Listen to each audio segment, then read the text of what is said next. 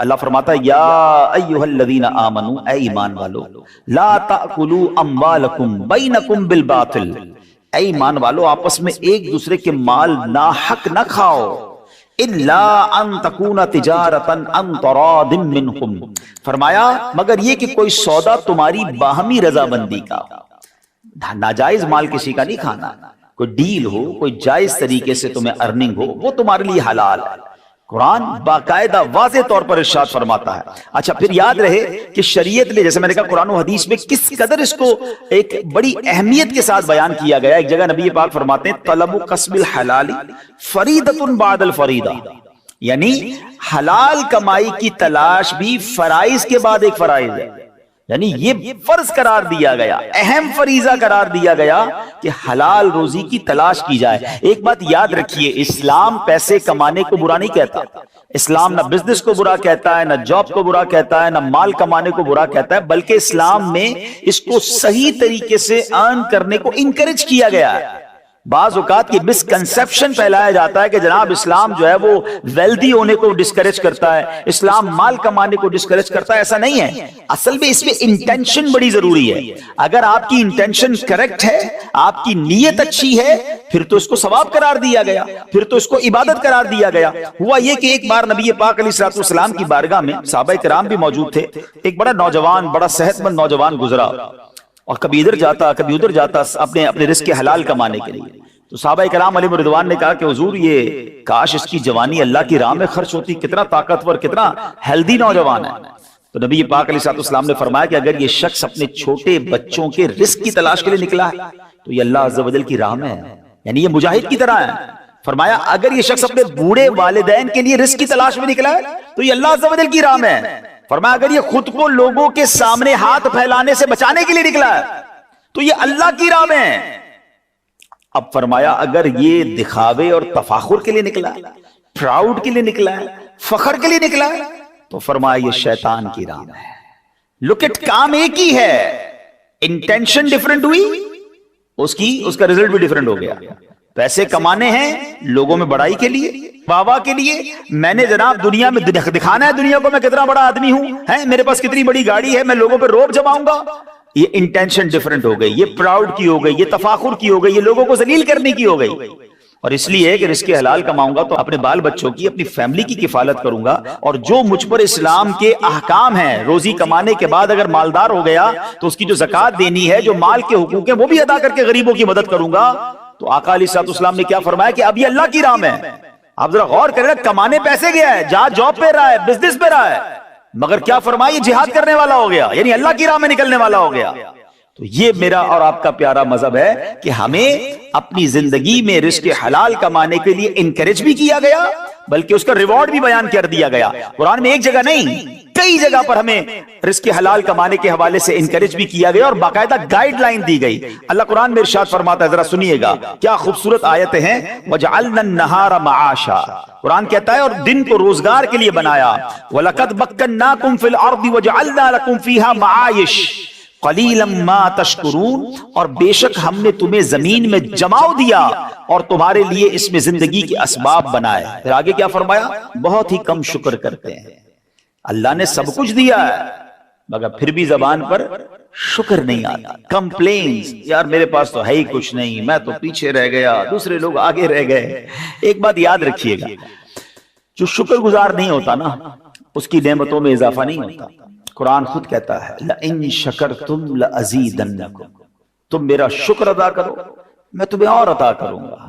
یہ فارمولہ ہے، اگر آپ اپنی تعلیم میں کامیاب ہونا چاہتے ہیں، آپ چاہتے ہیں آپ کی عزت میں اضافہ ہو، آپ چاہتے ہیں آپ کی شہرت میں اضافہ ہو، آپ چاہتے ہیں اچھی نیتوں کے ساتھ آپ کے مال میں اضافہ ہو، شکر ادا کر، یا اللہ تیرا شکر ہے، اے مالک تیری مہربانی، اپنا کمال نہ سمجھیں۔ اور جب آپ شکر گزار بنتے ہیں تو اللہ پاک اس میں اضافہ عطا فرما دیتا ہے۔ تو بہرحال میرے پیارے اسلامی بھائیوں، جیسے میں نے کہا کہ بے شمار احادیث، نبی پاک علیہ الصلوۃ والسلام کی ایک اور حدیث سنیے۔ یہ حدیث جو ہے ایکچولی کسی مفتی کے لیے، کسی بہت بڑے عالم یا کسی بہت بڑے دین کا کام کرنے والے کے لیے نہیں ہے، یہ حدیث ایک بزنس مین کے لیے۔ نبی پاک فرماتے ہیں التاجر الصدوق الامین مع النبیین والصدیقین والشہداء، آقا فرماتے سچا امانت دار تاجر انبیاء، صدیقین اور شہداء کے ساتھ ہوگا۔ اللہ اکبر، کس کے ساتھ ہوگا؟ نبیوں کے ساتھ، صدیقین کے ساتھ، شہداء کے ساتھ۔ کون؟ اتنا بڑا مفتی شیخ الحدیث، یقیناً ان کے فضائل اور ہیں، مگر یہاں کیا بیان ہوا؟ بزنس مین ہوگا، مگر اس بزنس مین کے لیے شرط کیا لگا دی؟ امانت دار ہوگا، سچا ہوگا۔ بس یہ بات آپ یاد رکھیے گا، آپ دنیا میں کہیں بھی پہنچ جائیں، اللہ آپ کو اور ترقیاں دے، آپ بزنس دیکھیں، آپ بزنس کنٹرول کریں، آپ کسی بڑے ادارے کے سربراہ بنیں، اپنی زندگی کے ایک اصول رکھیے گا، ہم نے حرام نہیں کمانا ہے، ہم مسلمان ہیں اور ہمارا یہ ایمان ہے۔ رزق دینے والا کون ہے؟ اللہ ہے نا، رازق تو وہی ہے، جب رزق اس نے دینا ہے تو مجھے اسے ناراض کر کے کیوں لینا ہے؟ اچھا، اب بعض اوقات شیطان وسوسہ یہ ڈال دیتا ہے کہ یار اگر میں 2 نمبری نہیں کروں گا، میں جھوٹ نہیں بولوں گا، میں ڈاج نہیں دوں گا، تو باقی لوگ آگے بڑھ جائیں گے۔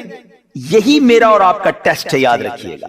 جس دن اس ٹیسٹ میں اور آپ کامیاب ہو گئے نا، کہ میرا اور آپ کا ایمان یہ ہونا چاہیے، یہ آج بات آپ سمجھ لیجئے کہ جو میرے نصیب میں ہے وہ مجھ سے کوئی چھین نہیں سکتا، اور جو میرے نصیب میں نہیں وہ مجھے کوئی دے نہیں سکتا۔ جس دن آپ یہ فارمولا یاد کر لیں گے نا، میں کچھ بھی کر لوں، میں ایکسٹرا نہیں لے سکتا، نصیب میں تھا میں نے حرام سے کما لیا، میں تھوڑا انتظار کرتا مجھے وہ حلال سے ملنا تھا۔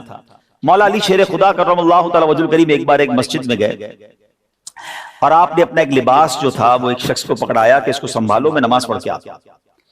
آپ نماز پڑھ کے واپس آئے تو بندہ غائب، اور وہ لباس وہ چوری کر کے چلا گیا۔ آپ حیران ہوئے کہ میرا لباس چوری کر لیا۔ تھوڑا آگے گئے تو دیکھا وہی لباس ایک دکان پر لگا ہوا تھا، وہ جنگی لباس تھا، زرہ جسے کہتے ہیں۔ تو آپ نے اس شخص سے پوچھا کہ یہ کہاں سے آیا؟ وہ کہتے ابھی بھی ایک بندہ 2 درہم میں بیچ کر گیا ہے۔ آپ فرماتے افسوس، میں نماز کے لیے گیا تھا، اس بندے کو لباس دیا تھا اور دل میں تمنا یہ رکھی تھی کہ واپس آؤں گا تو اسے گفٹ میں 2 درہم دوں گا۔ اس بندے نے تھوڑا سا انتظار کرنا تھا، اس کو یہ پیسے حلال سے ملنے تھے، اس نے جلدی مچا کر وہی پیسے حرام سے لے لیے۔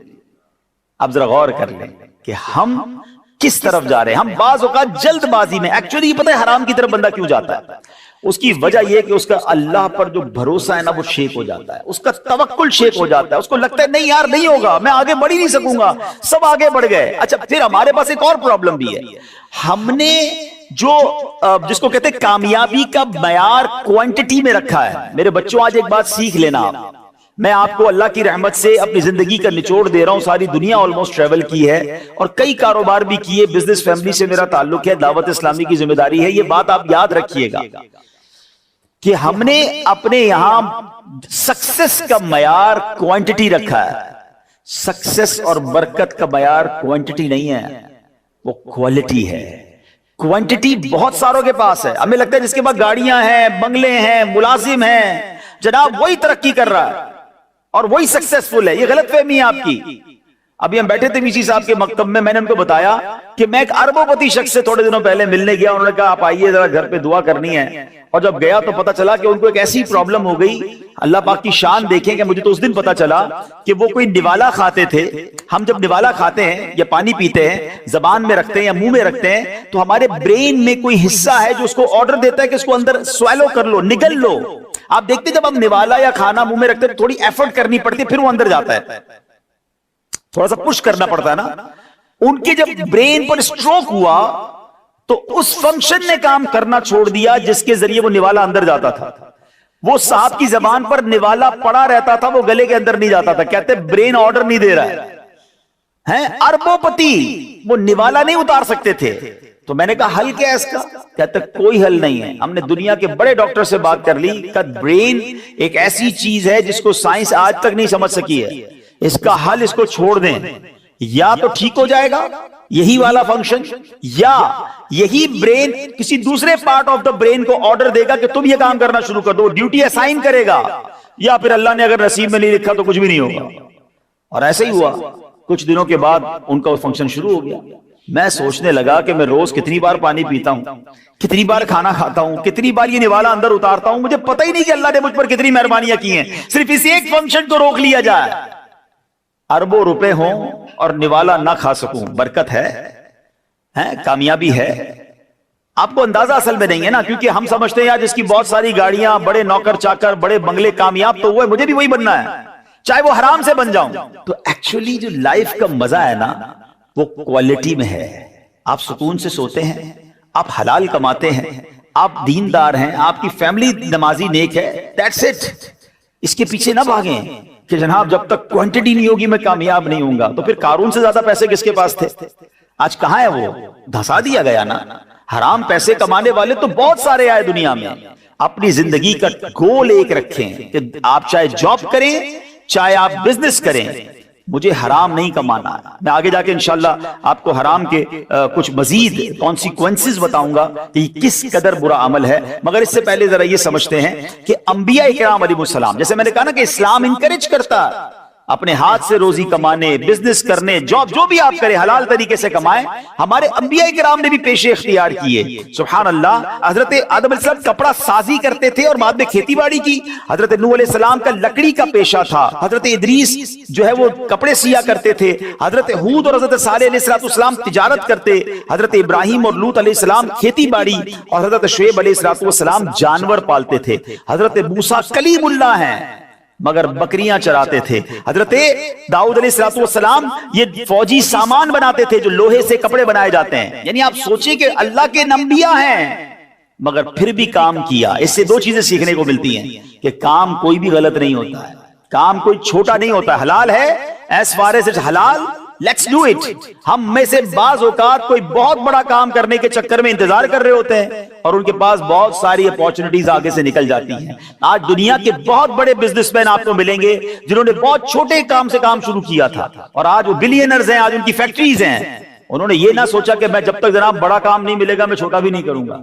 کام چھوٹا کوئی نہیں ہوتا. اگر حلال ہے تو اللہ پاک مدد فرماتا ہے. بلکہ روایتوں میں آتا ہے کہ بندہ حلال روزی کمانے کے لیے اگر کسی ایسی جگہ پر کھڑا ہو جو ذلت کی جگہ ہے تو اس کے گناہ ایسے جڑتے ہیں جیسے خزاں کے اندر درختوں کے پتے جھڑتے ہیں. تو اس میں آپ نے گھبرانا نہیں ہے. زندگی میں اگر کبھی موقع ملے اور آپ کو لگتا ہے بہت سمال بزنس ہے, آپ کے پاس سرمایہ کم ہے, یہ نہ دیکھیں لوگ کیا کہیں گے. آج اصل میں اس پرابلم کی وجہ سے کہ یار میرا سٹیٹس نیچے آ جائے گا اور لوگ اپنا بھرم باقی رکھنے کے لیے حرام کما رہے ہوتے ہیں, سود کے اوپر اپنی پوری بنیاد کھڑی کرتے ہیں کہ تاکہ میرا سٹیٹس باقی رہے. آپ نے اس کی طرف نہیں جانا ہے. زندگی کا آپ نے ٹارگٹ یہ رکھنا ہے کہ میں نے حلال کمانا ہے. اور اللہ اکبر, اب جو میں حدیث سنانے جا رہا ہوں یہ میرے بیان کا عطر ہے. اگر آپ کو میں یہ کہوں کہ اسلام اور تجارت ایکچوئل کیا ہے تو سبحان اللہ, سرور کائنات علیہ السلام نے اسے ایک حدیث میں پورا فلسفہ بیان کر دیا. چاہے تو اس کو غور سے سن لیں اور چاہے تو اس کو نوٹ کریں. اللہ کے نبی علیہ السلام فرماتے ہیں, حضرت معاذ بن جبل رضی اللہ عنہ حدیث کے راوی ہیں, اور نبی پاک علیہ السلام نے ارشاد فرمایا بے شک سب سے پاکیزہ کمائی ان تاجروں کی ہے جو بات کریں تو جھوٹ نہ بولیں. اب ذرا غور کرتے جائیے 5-6 چیزیں اور سمجھ لیں یہ بزنس کے گولڈن ورڈز ہیں, یہ بزنس کا پورا فارمولا آپ سمجھ لیں. بات کریں تو جھوٹ نہ بولیں, جب ان کے پاس امانت رکھوائی جائے خیانت نہ کریں, جب وعدہ کریں اس کی خلاف ورزی نہ کریں, جب کوئی چیز خریدیں اس میں عیب نہ نکالیں, جب کچھ بیچیں اس کی بیجا تعریف نہ کریں, کسی کا کچھ آتا ہو تو اس کی ادائیگی میں سستی نہ کریں, اور کسی سے کچھ لینا ہو تو وصولی میں سختی نہ کریں. اللہ اکبر. ہیڈنگ کیا ہے؟ سب سے پاکیزہ کمائی ان تاجروں کی ہے. پاکیزہ کمائی حاصل کرنی ہے, only the 7 points. کوشش کرے یاد کر لیں زندگی بھر. اگر یہ 7 اصول یاد کر لیے, اچھا یہ صرف پاکیزہ کمائی کے اصول نہیں ہیں, یہ بزنس گرو بھی کرنا ہے اس میں, کیونکہ اللہ راضی ہو جائے گا تو ترقی ملنی. اور اگر آج بھی آپ اس کو کسی بزنس مین پر رکھے نا, اور اگر یہ 7 پر وہ عمل کر رہا ہے, آپ دیکھیں اس کا بزنس گرو کر رہا ہوگا, وہ کامیاب بزنس مین ہوگا. غلطی یہی ہو جاتی ہے. نمبر 1 کیا فرمایا؟ پاکیزہ کمائی کس کی؟ بات کریں جھوٹ نہ بولیں. آج کتنا جھوٹ بولتے تاجر ہیں, اللہ کی قسم خریدی اتنے کی ہے, میں نے تو لیا ہی اتنے کا ہے. بندہ کہا یار میں مارکیٹ میں چیز لینے گیا, اس نے کہا قسمیں کھا رہا تھا 1000 روپے کی ہے, تھوڑی دیر بعد 800 میں اس نے مجھے دے بھی دی. تو کیوں ایسا کیا؟ مال تو بک گیا مگر آپ کی روزی تو حرام ہو گئی نا, یا ناجائز ہو گئی, یا گناہ کیا آپ نے. جھوٹ نہیں بولنا ہے تجارت میں. فرمایا امانت رکھی جائے تو خیانت نہ کرے. یہ بہت بڑا مسئلہ ہے. حساب کتاب میں ڈنڈی مار رہے ہوتے ہیں, کوئی چیز کوئی بھول جائے تو بندہ کہتا ہے چلو وہ بھول گیا میری ہو گئی. نہیں, مومن امین ہوتا ہے. اللہ کے نبی علیہ السلام نے بھی تجارت کی ہے, یاد رکھیے گا. آپ کو کس چیز کی کمی تھی؟ آپ تو دعا فرماتے جنت کی نعمتیں آ جاتی. یہ ساری کائنات بنائی آپ کے لیے گئی ہے نا. He is the reason of the all creation. آپ تو وجہ تخلیق کائنات تھے, مگر تربیت کیا ہوئی ہماری کہ آپ نے بھی بزنس کیا, آپ نے بھی رزق حلال کے لیے کوشش کی. تو آپ کو لوگوں نے کیا کہا اس کے بعد؟ امین. آپ صادق تھے, امین تھے. سچ بولنے والا کیا ہوتا ہے؟ صادق ہوتا ہے نا. پہلا اصول کیا؟ جھوٹ نہ بولیں. تو اس کا مطلب صادق ہونا چاہیے بندہ. دوسرا اصول کیا بیان کیا؟ امانت دار ہونا چاہیے. امانت دار کون ہوتا ہے؟ امین. تو جو نبی پاک کے القابات تھے, پہلے تو دونوں سٹیپ پہ وہ عمل کرنا ہے. اب آپ تیسرے پہ آ جائیں تو فرمایا کہ وعدہ کریں تو خلاف ورزی نہ کریں. اللہ اکبر. یہ ایسا پرابلم ہے نا آج کے, اور وہ بزنس مین برباد ہی وہی ہوتے ہیں. کل لے لو, ہاں بس پیسے, پرسوں پیسے لے لو, فکر ہی نہ کرو, ہے آپ کا کام ہو جائے گا, آپ کا مال تیار ہو جائے گا. یہ جتنے جھوٹے وعدے کرنے والے ہوتے ہیں, ایک دو بار تو ان کی ڈیل ہو جاتی ہے, آگے کوئی ان کو آرڈر نہیں ملتا, آگے ان کے ساتھ کوئی کام کرنا پسند نہیں کرتا. اگر آپ اپنے وعدے پورے کرتے ہیں, اچھا آپ خود دیکھ لیں آپ کس سے پرچیز کرنا پسند کرتے ہیں. یار جو ٹائم دیتا ہے, ٹائم پہ پیسے دے دیتا ہے, ٹائم پہ چیزیں مل جاتی ہیں, آرڈر ٹائم پہ کمپلیٹ ہو جاتا ہے. اب تو آن لائن آرڈر کا زمانہ ہے, ٹھیک ہے نا. تو آن لائن آرڈر میں کیا ہوتا ہے؟ آن لائن آرڈر میں بھی یہی ہوتا ہے کہ آپ جناب جو ہے وہ جو ٹائم پہ ڈیلیوری دیتا ہے آپ اس کے ساتھ کام کر رہے ہوتے ہیں. تو کیا فرمایا؟ وعدہ کریں تو پورا کریں. تھرڈ جو اصول تھا. چوتھا فرمایا جب کوئی چیز خریدے اس میں عیب نہ نکالے. یہ بڑا پرابلم ہے. خریدنے گئے, بھائی تمہاری چیز تو ہے ہی گھٹیا, تمہارا تو مال ہی ٹھیک نہیں ہے. تو اب آپ سوچیں کہ آپ خریدتے وقت اس کے مال میں عیب نکال رہے ہیں, حالانکہ وہ عیب نہیں ہے, تاکہ ریٹ کم ہو جائے. یہ غلط ہے. پھر فرمایا بیچیں تو اس کی بیجا تعریف نہ کریں. سبحان اللہ, ماشاءاللہ, ہماری پروڈکٹ تو بہت اچھی ہے, 100% اچھی ہے, اتنی قسمیں کھائیں گے, گھر آ کے دیکھو تو چیزیں خراب نکلتی ہیں. فرمایا یہ نہ کریں. 4 ہو گئی. پھر فرمایا کسی کا آتا ہو تو اس کو دینے میں سستی نہ کریں. پیمنٹ آ گئی, ٹائم آ گیا, ٹائم پہ دے دیں. آپ نے وصول کر دیں تو سختی نہ کریں. کاش یہ 6-7 اصول یاد ہو جائے نا, you will be the successful businessman. آپ کو پتہ ہے مجھ پر اور آپ پر کتنی بڑی ذمہ داری ہے, اور یہ کتنی بڑی مہربانی بھی ہے. حضرت موسیٰ علیہ نبینا علیہ السلام ایک بار تورات کی تلاوت کر رہے تھے. تلاوت کرتے کرتے ایک مقام پر پہنچے تو آپ نے اللہ سے کہا, یا اللہ میں نے تورات میں پڑھا ہے کہ ایک امت ایسی آئے گی کہ جو نیکی ایک کرے گی ثواب 10 گنا ملے گا, یا اللہ وہ امت میری کر دے. اللہ نے فرمایا موسیٰ وہ امت میرے آخری نبی جناب احمد مجتبیٰ کی امت ہے. تھوڑا آگے پڑھا, پھر اللہ سے کہا, یا اللہ میں نے تورات میں پڑھا ہے ایک امت ایسی آئے گی کہ جس کی شفاعت کی جائے گی, اے رب کریم وہ امت میری امت لکھ دے. ارشاد ہوا, اے موسیٰ یہ میرے آخری نبی کی امت ہے. آپ نے کہا یا اللہ میں نے تورات میں پڑھا ہے ایک ایسی امت بھی آئے گی جس کو آخری کتاب دی جائے گی, وہ کتاب پوری یاد بھی کر لیں گے, اے اللہ وہ امت میری امت کر دے. ارشاد ہوا, اے موسیٰ وہ آخری نبی کی امت ہے. حضرت موسیٰ نے پتہ ہے آخر میں کیا کہا, یا اللہ جس امت کا اتنا اعزاز ہے پھر مجھے بھی اس امت میں شامل کر دے. موسیٰ کلیم اللہ کہہ رہے ہیں کہ یا اللہ مجھے بھی پھر آخری نبی کا امتی بنا دے. میں اور آپ اس نبی علیہ السلام کے امتی ہیں کہ جس کی امت میں آنے کے لیے نبی تمنا کرتے, میری خوش قسمتی میں تیرا امتی, تو کجا من کجا. آپ سوچیں کتنی بڑی مہربانی کی گئی. اچھا میں آپ سے ایک سوال اور کروں گا, is there anybody کہ جس نے پیدا ہونے سے پہلے اللہ سے کہا تھا یا اللہ نبی پاک کی امت میں شامل کرنا, without asking, without any demand. ہمیں رب نے اتنا بڑا انعام دے دیا. میں اور آپ نبی پاک سے 1000 سال پہلے بھی پیدا ہو سکتے تھے, کسی اور نبی کے امتی بھی ہو سکتے تھے, بن مانگے ہمیں نبی پاک کا امتی بنا دیا. اب کوئی ذمہ داری نہیں بنتی؟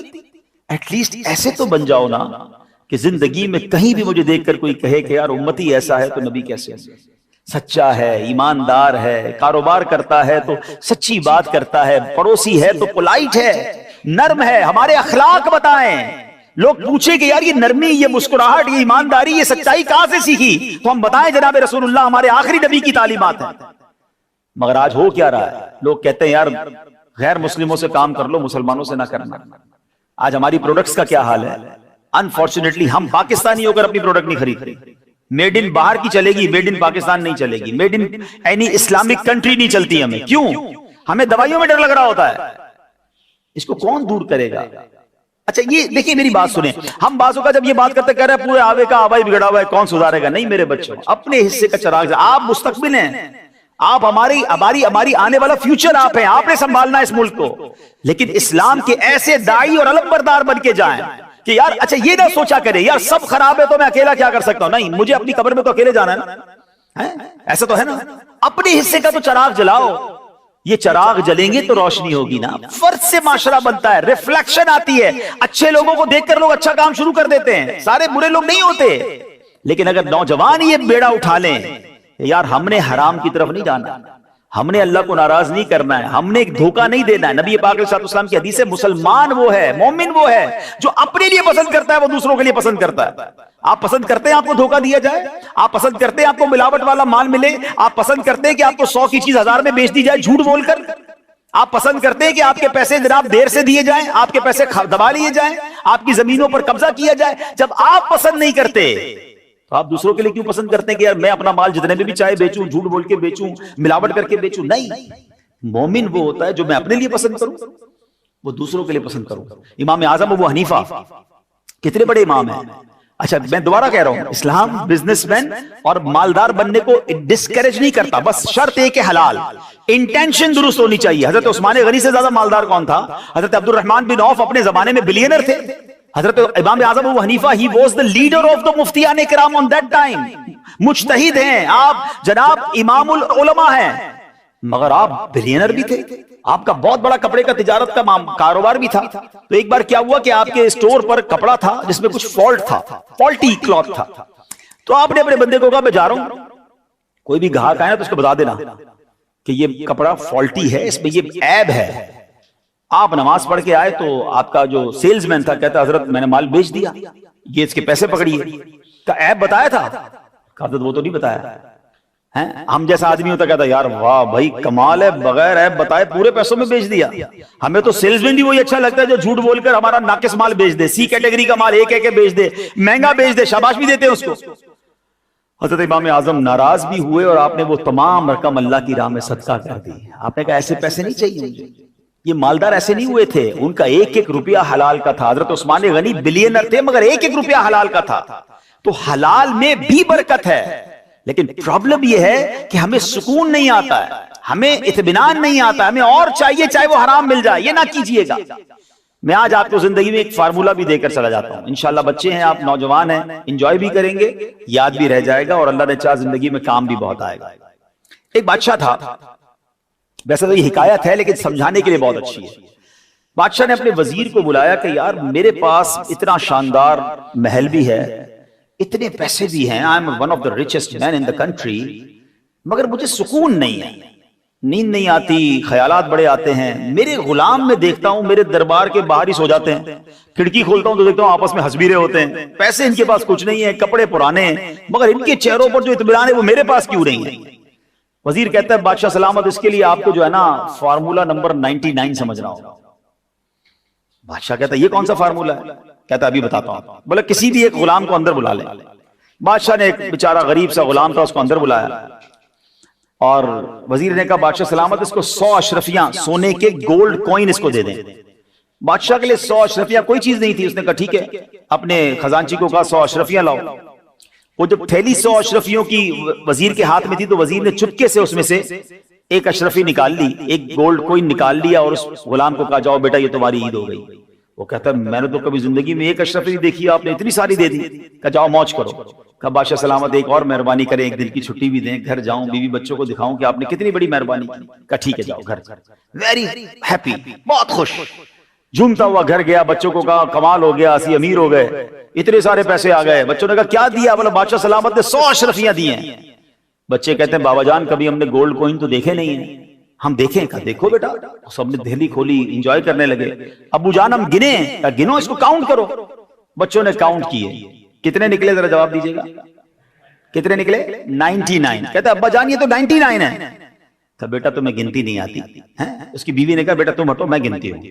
بیوی نے کاؤنٹ کیے، کتنے نکلے؟ بیوی کہتی 99 ہیں۔ شوہر کہتا ہے تم میں سے کسی کو گنتی نہیں آتی، میں گنتا ہوں۔ اس نے گنے، کتنے نکلے؟ پھر 99۔ اب جناب بیوی تو بیوی ہوتی ہے، کب بدبخت آدمی کبھی سونے کی اشرفیاں دیکھی تھی؟ بادشاہ نے 100 دی، تم راستے میں گرا کر آ گئے، تمہیں اندازہ ہی نہیں ہے کہ ایک اشرفی کی قیمت کیا ہے؟ کہ نہیں میں سینے سے لگا کر آیا ہوں، میں کدھر گرا؟ ادھر ہی کہیں گری ہوگی، بچوں نے گرا دی ہوگی۔ اب بستر اٹھا، ٹیبل اٹھی، کرسیاں اٹھی، ساری رات گھر میں جھگڑا، بیوی بھی تانے دیتی رہی، بچے بھی برا بھلا کہتے رہے، خود بھی سوچتا رہا کہ ایک زندگی میں ایک اشرف ہی نہیں کما سکا، ایک کھو کیسے دی میں نے۔ صبح ہوئی تو آنکھیں لال، ساری رات تو سویا نہیں، تھکا چہرہ، بادشاہ کے دربار میں گیا۔ بادشاہ نے کہا تو روز میری فٹ پاتھ پر سکون سے سوتا تھا، چہرے پہ مسکراہٹ، اتنے تجھے پیسے دیے، تیرے چہرے کا کیا حال ہے؟ کہتا بادشاہ سلامت، بس کیا بتاؤں، غلطی ہو گئی، بڑا بدبخت آدمی ہوں، آپ نے تو بڑی مہربانی کی، 100 اشرفیاں دی، میں نے کہیں راستے میں گرا دی، بیوی مجھ سے الگ ناراض، بیوی بچے الگ پریشان، میں ساری رات اسی سوچ میں سو نہیں سکا۔ وزیر نے جیب سے وہ اشرفی نکالی، کہا بیٹا وہ میرے پاس تھی، یہ لے جاؤ اور جاؤ۔ وہ چلا گیا۔ Then what the وزیر said to بادشاہ، یہ سمجھیے گا جو مجھے آج آپ کو سمجھانا ہے۔ کہ بادشاہ سلامت کو بات سمجھ آئی آپ کو؟ کہتا کیا کہنا چاہتے ہو؟ کہ حضور بات یہ ہے کہ اس بندے کے پاس 99 تھی، ایک جو نہیں تھی نا اس کی وجہ سے یہ رات بھر نہیں سو سکا، جو نہیں تھا اس پر پریشان رہا، جو تھا اس پر انجوائے نہیں کیا۔ آپ کا پرابلم بھی یہ ہے، آپ کے پاس بہت کچھ ہے مگر آپ خوش اس لیے نہیں ہے کہ جو آپ کے پاس نہیں ہے نا آپ اسی کے بارے میں سوچتے رہتے ہیں۔ یہی ہمارا فارمولہ ہے۔ ہمارے پاس گھر ہے مگر چھوٹا ہے نا، بڑا کیوں نہیں ہے؟ سائیکل ہے مگر موٹر سائیکل کیوں نہیں ہے؟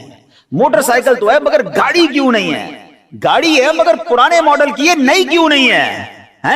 موبائل ہے پرانا ہے، نیا کیوں نہیں آیا ابھی تک؟ ہم اسی ٹینشن میں، جو ہے اس پر خوشی نہیں ہے۔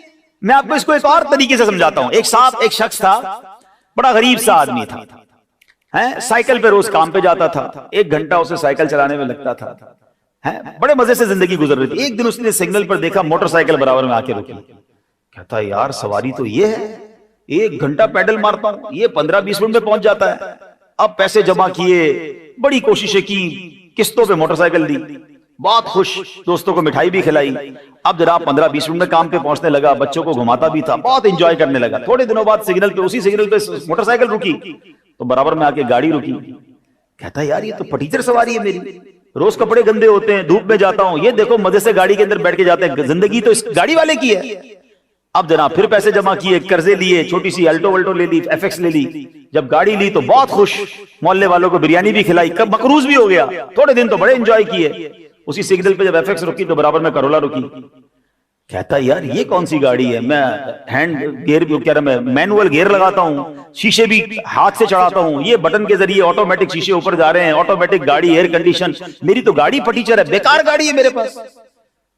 تو میں جو سمجھانا چاہ رہا ہوں نا، اس چکر میں رہو گے تو اپنی زندگی کو خراب کر لو گے۔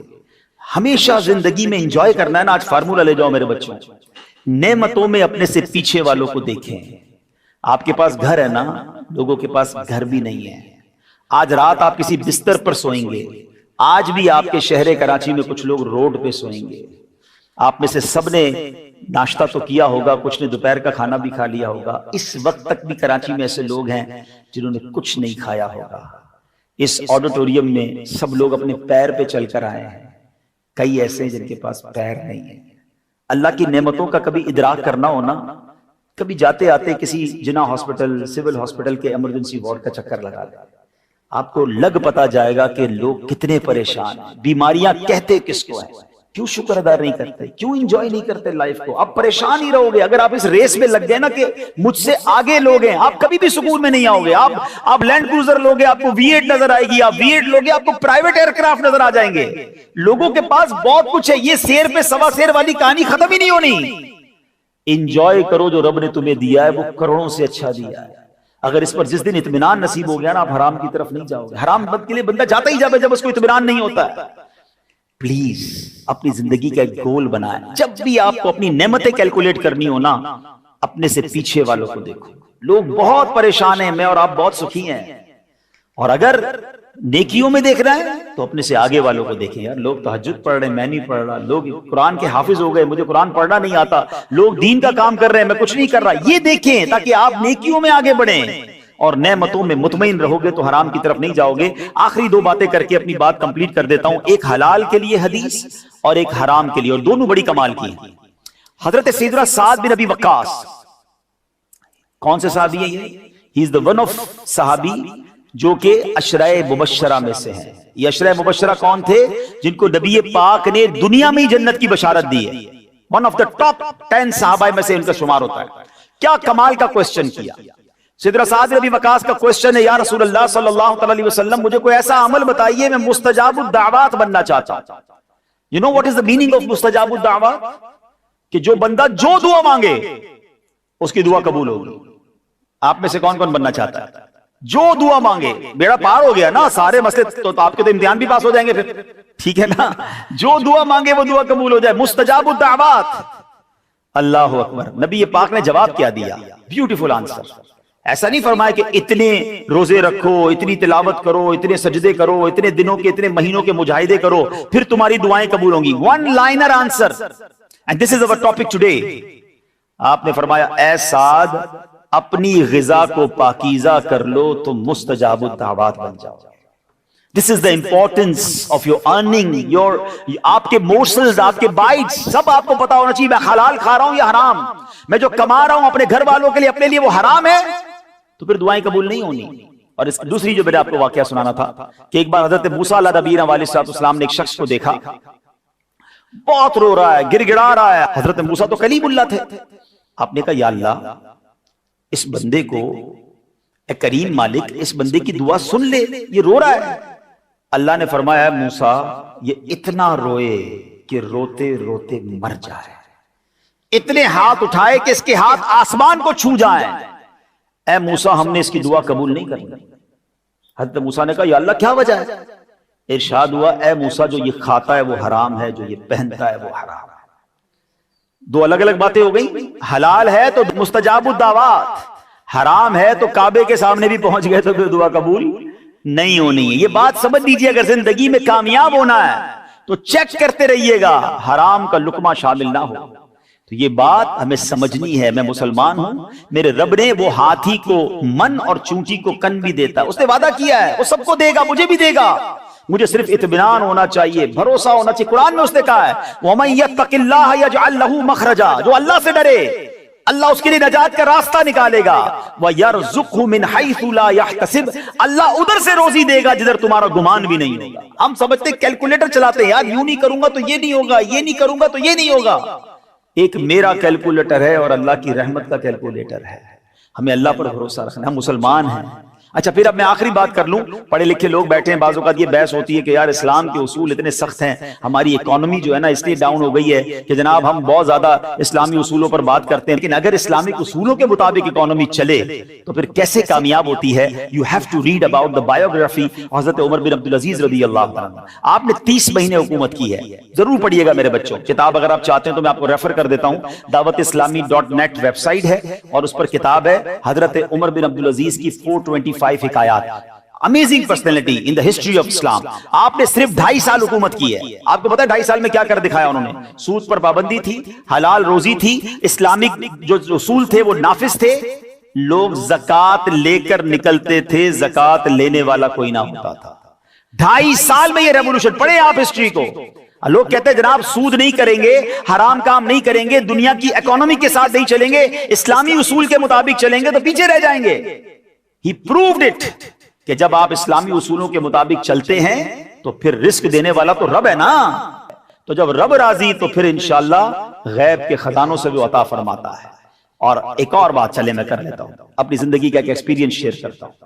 میں ایک بار اٹلی میں تھا.